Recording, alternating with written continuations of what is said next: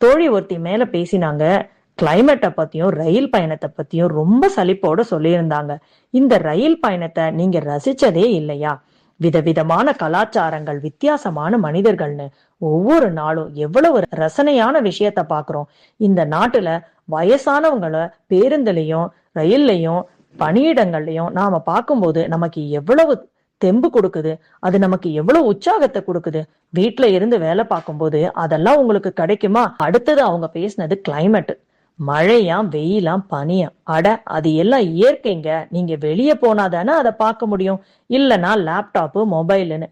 அது போக மேனேஜரோட முகம் உங்க ஸ்கிரீன்ல, இதத்தான் பாப்பீங்க. சாரல் போன்ற மழையும் மனதை வருடும் குளிரும் கொஞ்சம் எட்டி பார்க்கும் வெயிலும் அவ்வளோ அருமைங்க.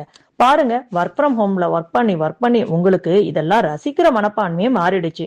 அப்போ திடீர்னு பெய்யற மழையும் அதுக்கு பின்னால வர்ற மண் மற்றும் மரத்தின் மனமும் கொள்ளை அனுபவங்க. அதை அனுபவிக்க முதல்ல எல்லாரும் நல்லா கத்துக்கணும். நாம இந்த ஒர்க் ஃப்ரம் ஹோம் அதை எல்லாத்தையும் மாத்திடும் போல இருக்கே. இந்த வீட்டுல இருந்து பிரேக்ல துணி காய போடுறதெல்லாம் இருக்கட்டும், எத்தனை பேருங்க காலையில மீட்டிங்க்கு நல்லா குளிச்சு நீட் அண்ட் கிளீனா அட்டன் பண்றீங்க? சொல்லுங்க பாக்கலாம்.